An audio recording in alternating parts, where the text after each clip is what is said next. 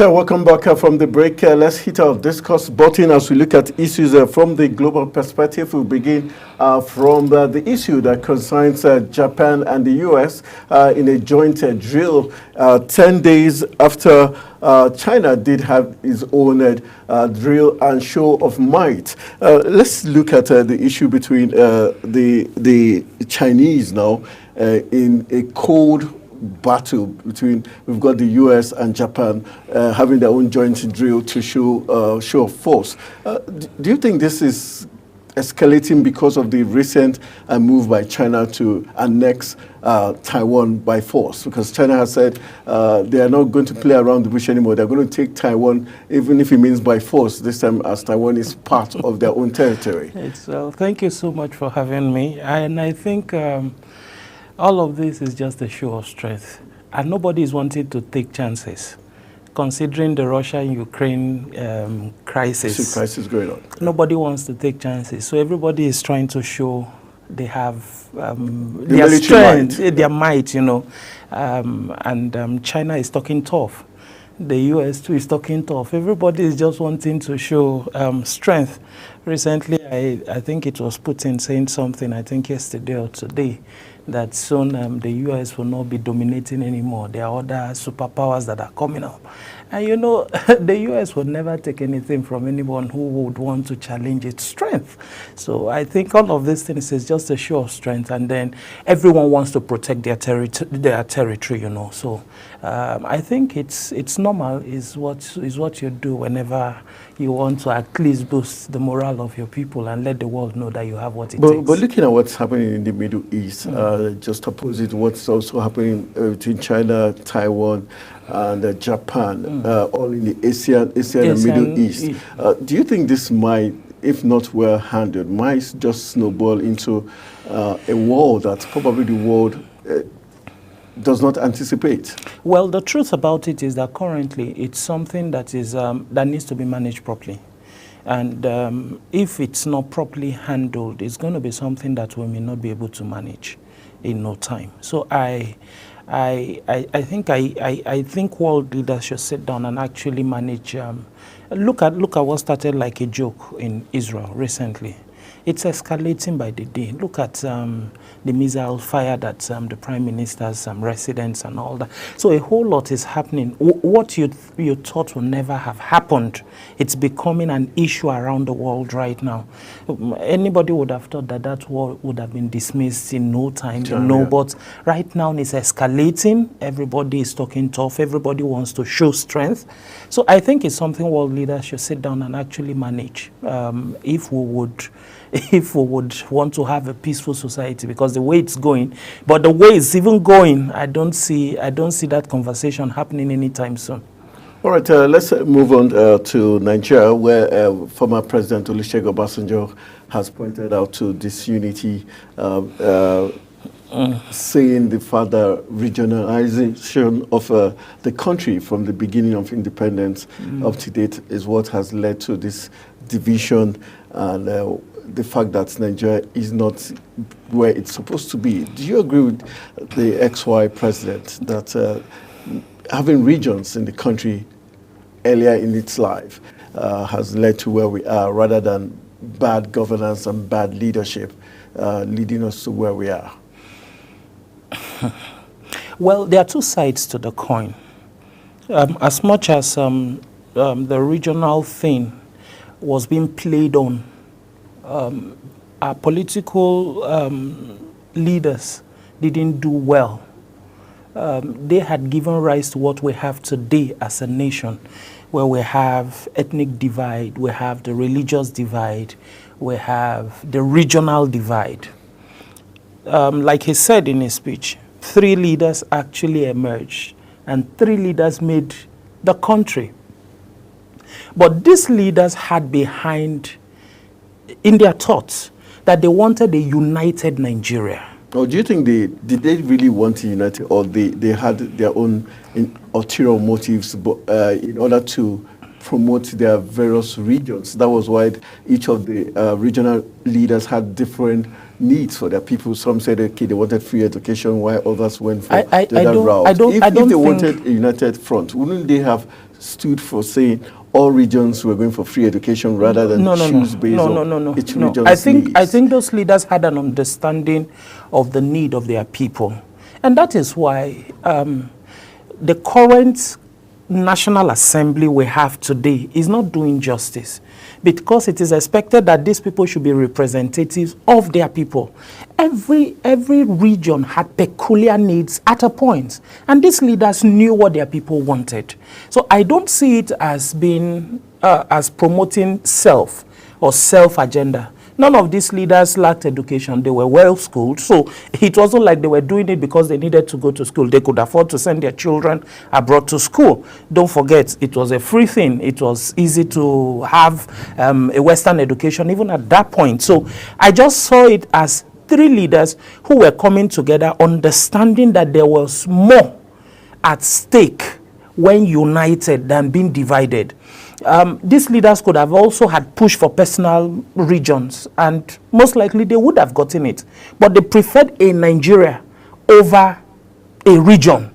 And so I felt it was the most modest thing to have done, to have been done. Bring what you have, bring your strength, I bring my strength, let's put it together. That's also not taking away the fact that we had our needs and we were going to promote what we needed as a people. But we are going to bring it to the table and then discuss it. You bring yours to the table, and then we see how to help every other region. The truth is that every region needed the next region. So there was no issue of we can be independent, we can be on our own without you, you know. So I felt that was the most patriotic thing to do at that point. Okay, fast forward after those three leaders who set up the country Nigeria. Would you say other leaders followed suit in terms of the balancing of whatever each region brought to the table? No. We now have a team of leaders who are selfish, self-centered, and do not have the interest of the people at heart. If we had the crop of leaders who made Nigeria up until now, if our leaders today had followed their legacies, we won't be where we are today. But what we are seeing today are leaders who are building on our division, making us not to look at ourselves as being aliens. I look at you not as a brother. I look at you from where you are coming from. I don't look at you based on your strength. I look at more of your weakness. And so because I want to downplay your strength, I promote more of your weakness. I promote regionalism over the benefits I would have derived from having you as a brother. So what we have today called leadership are leaders who are self-centered. They will do anything, including destroying this nation, for their personal gains.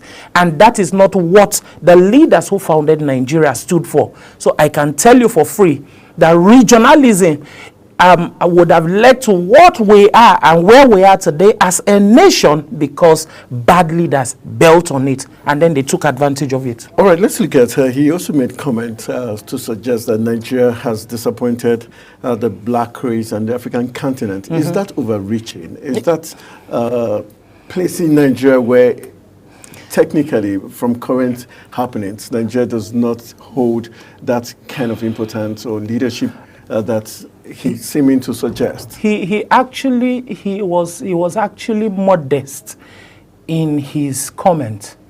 Nigeria is supposed to be the big brother of Africa. We are supposed to show us when we keep reaching out to African countries, but we've always gotten it bad in return. We had not shown leadership. Are you saying the sacrifice we made in ECOMOG, in Liberia, in these other countries? Forget about our past glory. What are we doing today? We had past leaders who were outstanding. Do we keep harping on that and then pretend that the leaders who we have today are not doing the right thing? We can't keep doing that. We've shown leadership in the past. The world has it benefited Nigeria? Well, the world celebrated us for it, but we didn't keep up with it. Smaller countries are beginning to take the lead. Look at the economy of Ghana. It's better than the economy of Nigeria. Look at the Western world. Look at cooperation. Look at organization preferring other African countries to Nigeria. We're not taking the lead. We used to be leaders, but we've lost it.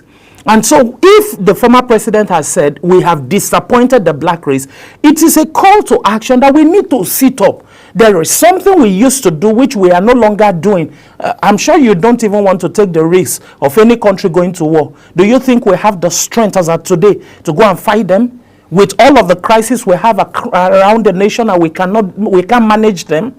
Do you think we can bear any other nation having a problem around Africa for us to want to also deploy our troops? Can we blame ex-President Olusegun Obasanjo also to be one of those who have put Nigeria where we are? Because he's saying he urged the Northern League of Democrats to change their name to National as a way of removing that regionalism we're talking about. But is he also not guilty of the fact that he and certain past leaders always want people to come pay homage before election or before people decide who takes the lead in the country? He has so much to be blamed for. But if he's doing what he's doing currently to correct his mistakes of the past. Is he correcting it, or is it because some say because he has been left out of the party, that's why he's speaking to power? At his age right now, he shouldn't be doing party politics. He should be more of an elder. Not allowed in the mix because he's not been one of those benefiting, so to say. That's why he's seen. You know, that's the mindset of Nigerian leaders. Okay. They want to hold on to power to benefit for a lifetime. It's not, it shouldn't be that way. You should be able to raise people. See, life is about succession. You should be able to raise people, impact their lives. That is leadership. They should then in turn know your place in their lives and understand that you are part of their formation, you know. So at that point, it won't be difficult for them to carry you along. But we've had leaders who had been self-centered. It's been all about them. And so if at any point you are left out, it is because you didn't make anyone. Who would you point to looking back and say, oh, I made you? I contributed to your making. I contributed to where you are today. What has been done? So right now, I don't want to see it from the point of him wanting to stay relevant. I'm looking at it from the point of him, maybe at this point of his life, trying to correct some of the things he would have done when he was younger. Look at Rwanda. Rwanda know you to be from that country and not from a particular region. You don't build on ethnicity. You don't bring in sentiments as it relates to ethnic sentiments when you are having a conversation. But what we have today is about where are you from? Who do you know? Who do you have in government? They imported those things. The Obasanjos, the former president, they imported it. So they shouldn't be crying at this point. I think what he should be doing is to be correcting those things he's done. And now the younger ones are beginning to amplify some of the things they did silently. So a group can come up and say they are not done whatever. Southerners will also pay homage as Southern. So we keep building all of these little clusters, making us not see the Nigerian picture. And so we are not patriotic. We are not loyal to the Nigerian state. We are loyal to our region. And what do you expect? So they are part of the problem. So I just hope that by his speech, he's trying to correct some of the things he's led the country into. All right, well said there. Let's move on to the next talking point. We've got the Minister of Defense talking this evening in the person of Mohammed Badaru, who says, warning those who seem to want to instill fear into Nigerians as regards the security situation in the country. Do you think the minister is being realistic? Is it people instilling fear in Nigerians, or the government's policies and the situation we found ourselves already has put fear in people? We're already afraid, so it's not about anybody. So is this shifting of blame? Obviously, which is typical of a Nigerian leader. We tend to blame the people, whilst we're forgetting that everything as it relates to taking the lead when it comes to the security of lives and properties lies on their table. They swore to an oath that they will protect lives and properties. What have they done? Today they are blaming the people for instilling fear in their... when there is something that has happened, we know it has happened. I think rather than blame people, they should begin to take responsibility. We should begin to see leaders who resign because they are not capable of handling the job. I think I must say that this set of defense ministers are one of the worst sets we've had. Why?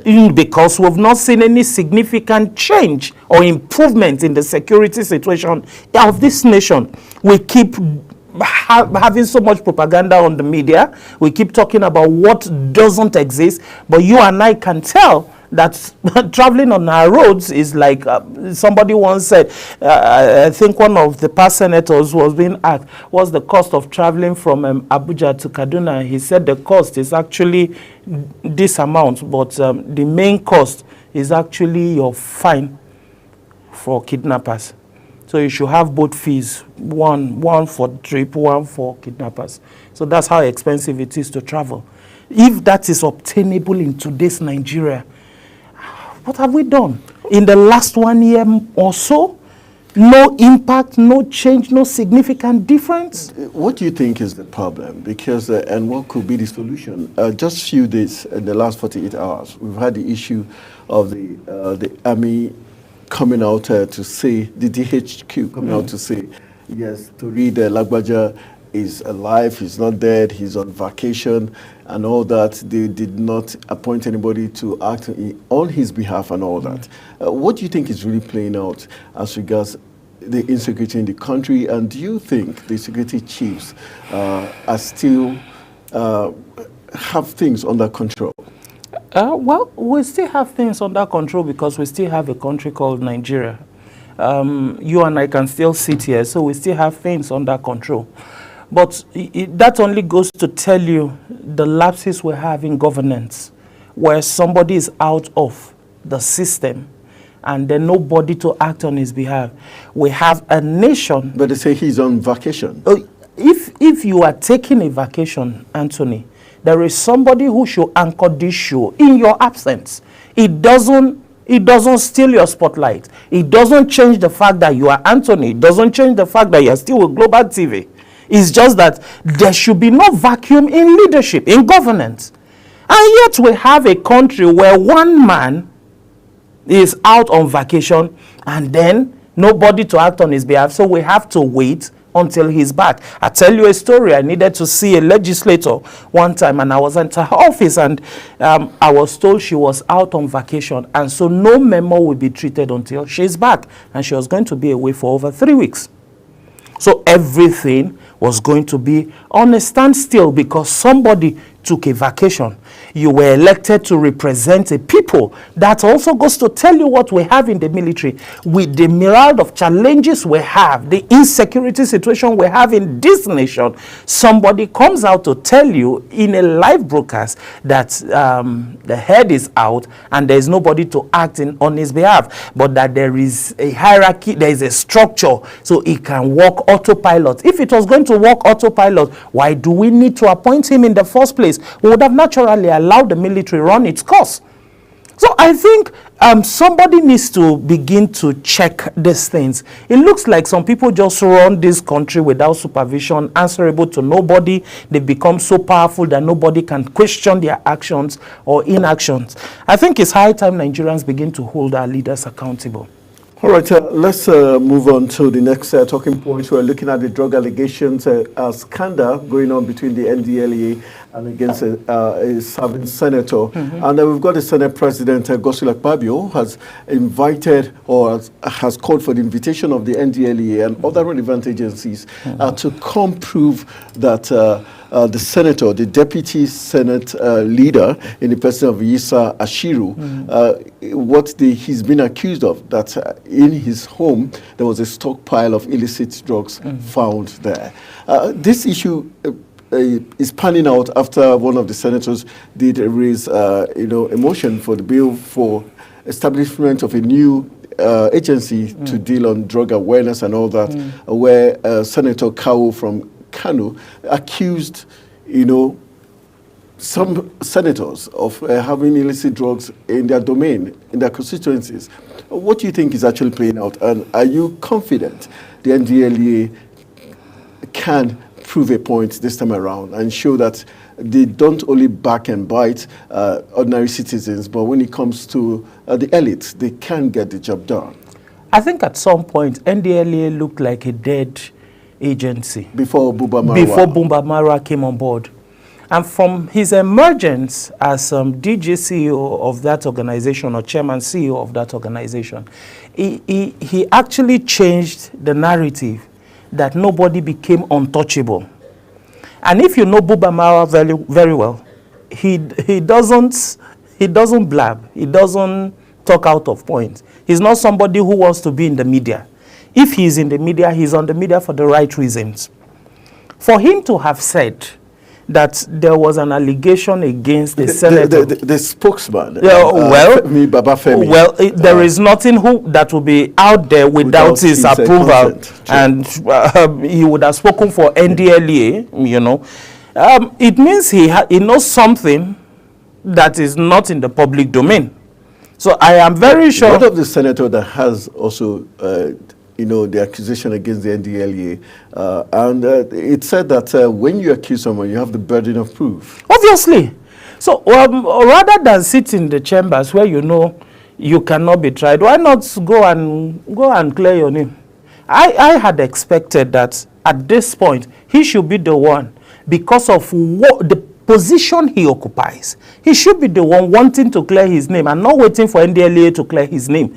And rather than our Senate President give attention to things that are of importance to Nigeria, it shouldn't be about defending somebody who is alleged. No, but he has called NDLEA to come prove a point. Why is that how they do investigation? By coming to the Senate to come and do investigation. That's not how it's been done. Allow them do their job. If somebody needs to be invited, let them invite him. Now, the only thing I see is the fact that I think there's an institute that needs to be set up, NDLEA Institute, something, to actually do more, which is what I would have expected of other agencies, especially agencies that have the responsibility of the likes of the road safety, the likes of all of this agency that has to do with a lot of corrections and all that.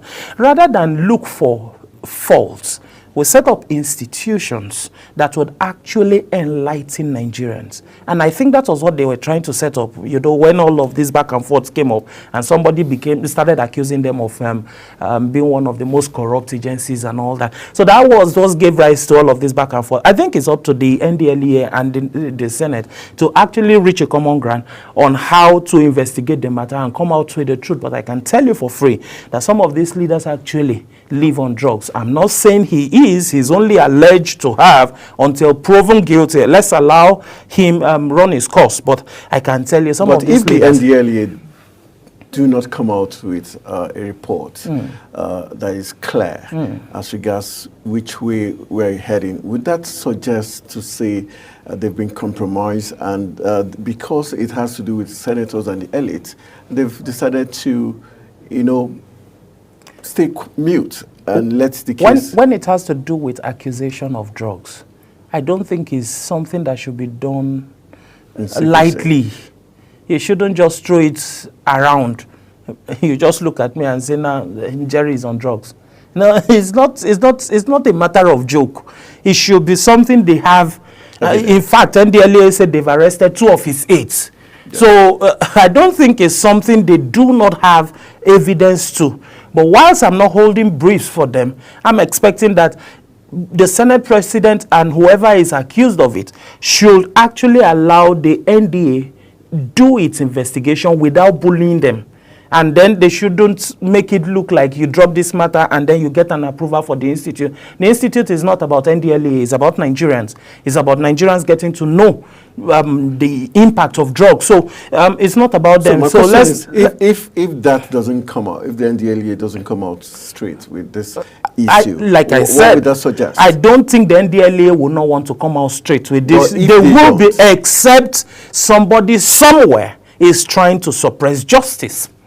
That I can tell you. All right, we'll see how this pans out. We'll go for a very quick break. And when we come back, the program, The Desk, continues with very interesting talking points still on for grabs. This country, you heard about the sack of...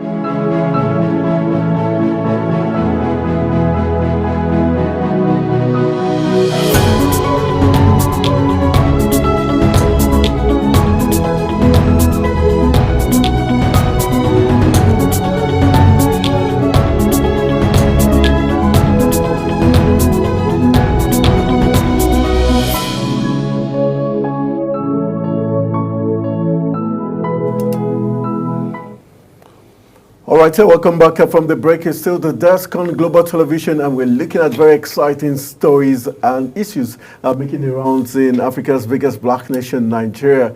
And I still got Ambassador Jerry Agala in the studio as we look at very interesting talking points. Let's move on to the next talking point, which has to do with the Economic and Financial Crimes Commission getting the backing of the Governors Forum.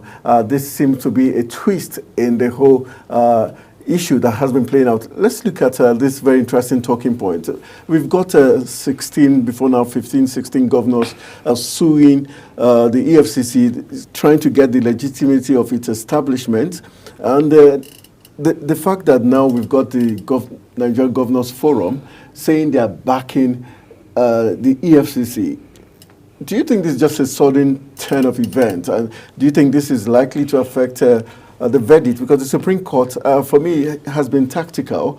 We expected the verdict the last 24 hours, but it didn't come forth. Only for the Nigerian Governors Forum today to say they're backing the EFCC. What do you think is playing out right now? It's just a distraction. It's a distraction. It's a waste of time. How can you sit down and then an institution that is meant to strengthen governance, an institution meant to actually promote the integrity of leaders and leadership, you wake up and then you begin to question the act backing them and establishing them. You want to find out their legitimacy.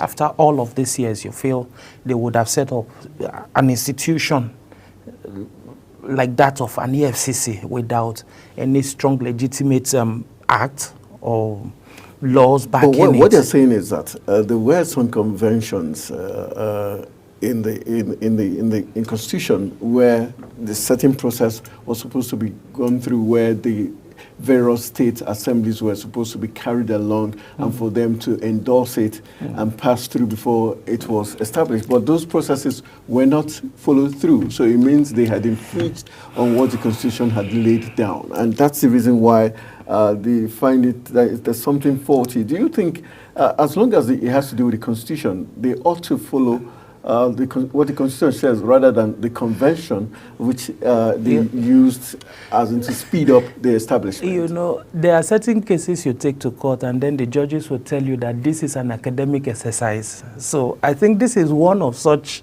exercises.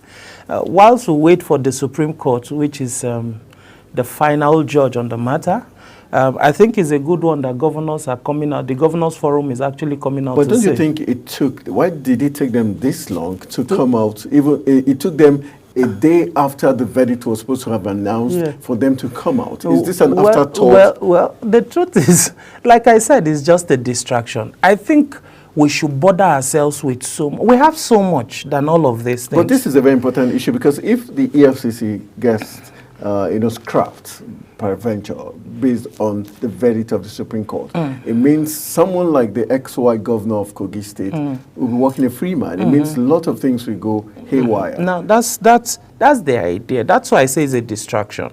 For instance, are these governors doing this for the common man or for their personal interest, so that there will be loopholes or there will be freedom to loot the country dry?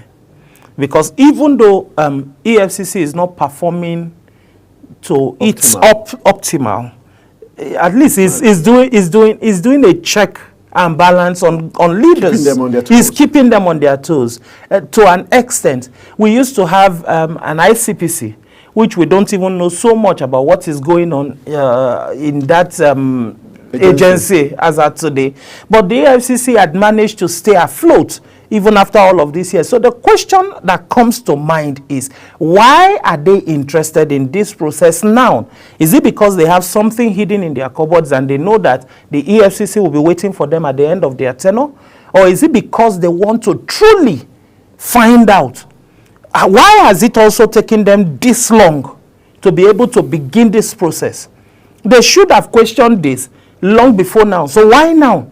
So my brother, I don't think this is something that has anything to do with the interest of the common man. It's about their selfish interest, their personal greed. So let's allow the Supreme Court come up with their backing or no backing will not change whatever the Supreme Court. If, for instance, in quotes, the legitimacy of EFCC is questioned and is scrapped, what would the endorsement of the Governors Forum do?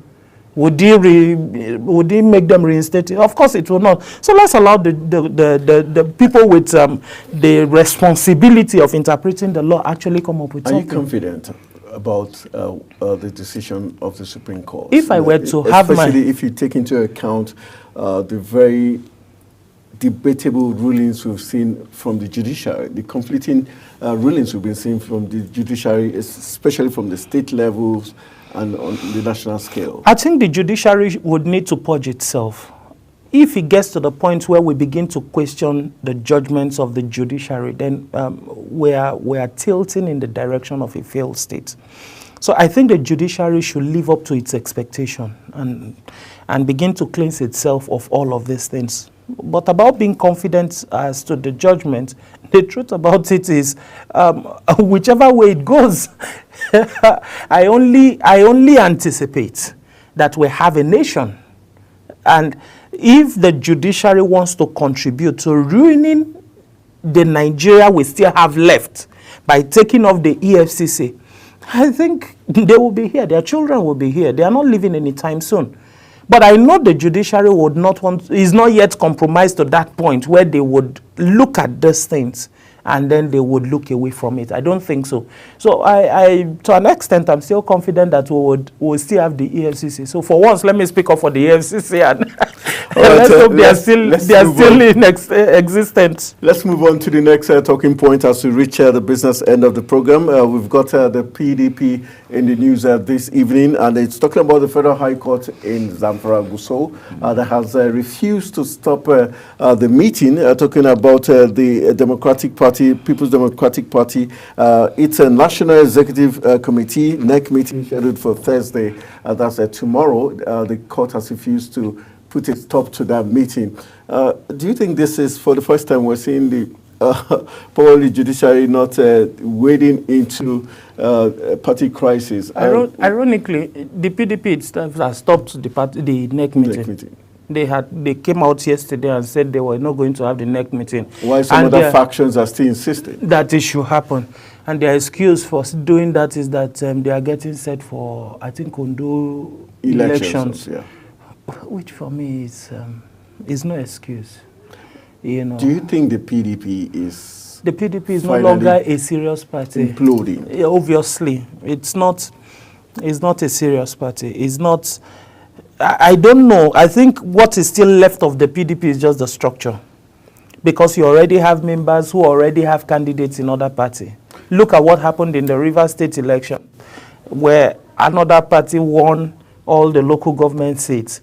It is said to be that there are parties affiliated to the governor.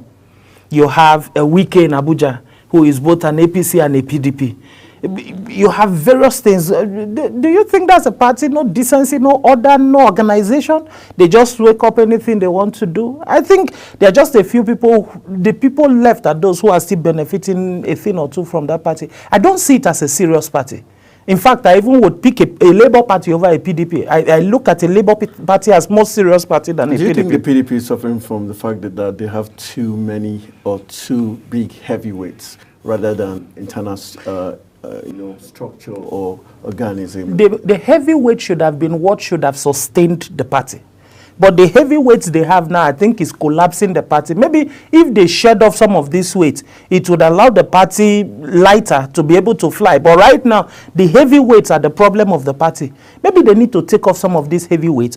Oh, their actions over the years, this is the result of those actions. Because they can no longer manage those actions. So this is what you get as an evidence of some of the actions they took yesterday. The party and its leadership are not serious-minded sets of people. And one of the things I look at is that people do not understand that they are toiling with the emotions of people here.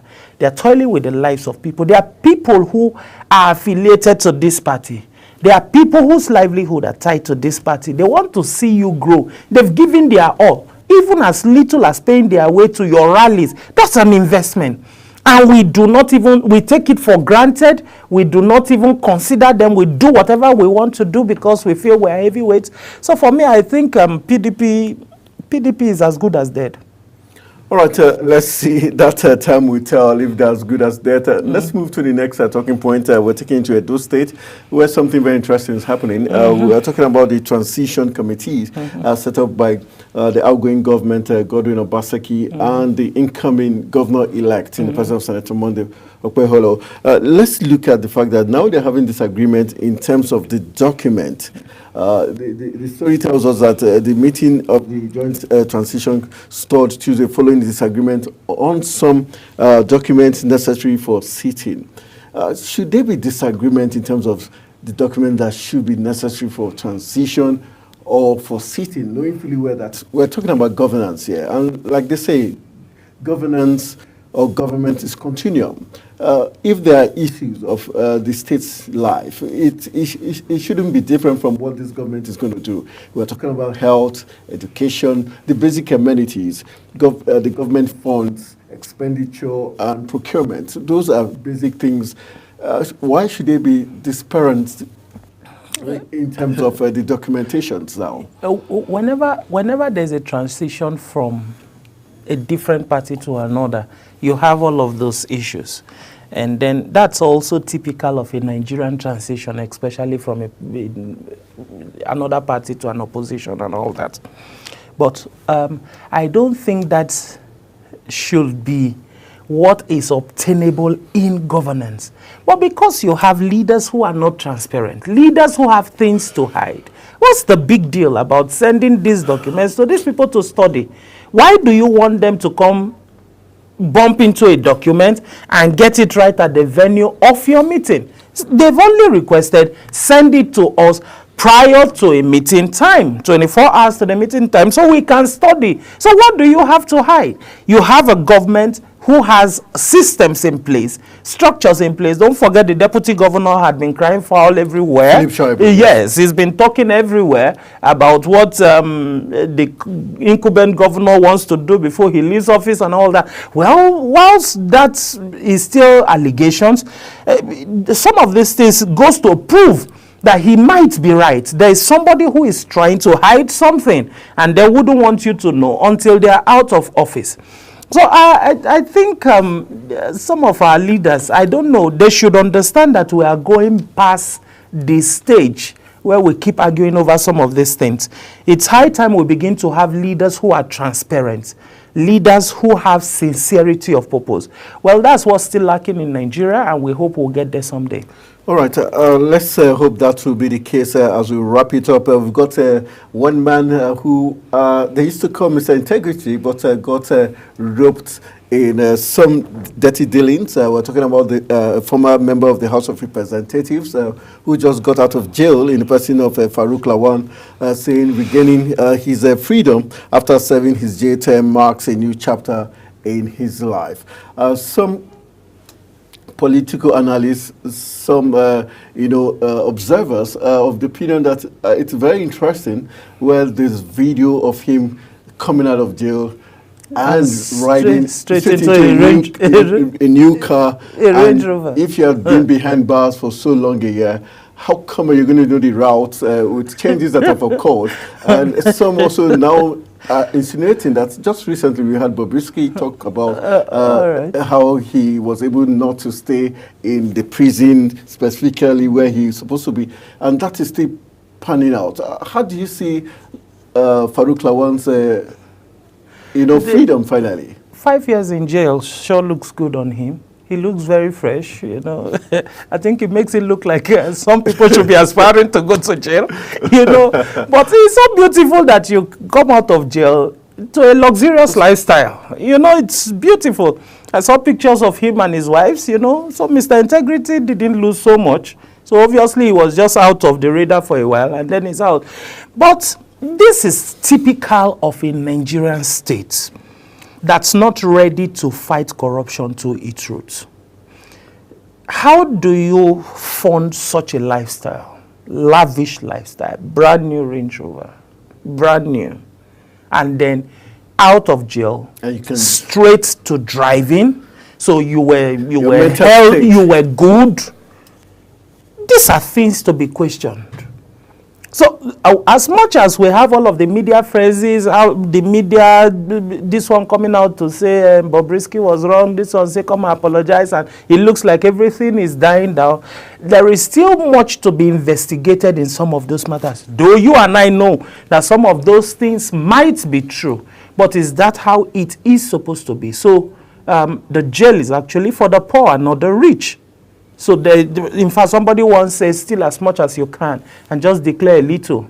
You'll be sent to jail for a few months and you're good to go. So the lesser the money you steal, the higher your jail term. I've had these things around, but I'm thinking we should be a serious country. Other nations of the world are doing well to improve the lives of their people. We should become a serious nation. All right, quickly, just 1 minute. We're looking at the sack of 5 ministers by Mr. President, reshuffling of the cabinet. Just a quick one. Do you think this is long overdue? And the persons we know, we've got Uju Kennedy as one of the victims, and other ministers. The Minister for Youth, the Minister for Education. Are they the right people to be kicked out? Yes. Quickly. A few ministers have done well, we must commend. The Minister for Interior had done very well. Despite him being alleged during the Better Gate, he was accused of his company being the one paid that money. Well, we never saw him. He said he wasn't in charge of the company. But the company is still his. Yeah, well, it belongs to his wife. That's the one you know. Do you know how many other things are going on that you have no idea? If the Better Gate thing didn't come out, would we have known that his wife's company actually got that kind of money? But the truth about it is that he's done quite impressive. Okay. There are a few other ministries that are doing well. With all the noise around Wike, is also doing well, you know. But some of these people were actually just noisemakers. Some of them didn't even make noise. We didn't even know whether they existed or not. I can tell you for free, like the Minister for Youth. In fact, the challenge was even separating the Ministry of Youth from sports. All right. So at that, I think the people who were sent off were actually some of the people that needed to go, and more need to go. I think there's still more that should be sent off. All right, that's how we're going to call it a wrap on today's edition. I want to say a big thank you to Jerry Agala, who is the CEO, founder of the Inspiring Youth Africa Initiative. Yes, thank you for joining us in the studio, and thank you for your very balanced and insight analysis of all the talking points on today's edition of the program, The Desk. My name is Anthony Momodu, saying thank you for being part of it. Let's do this again tomorrow.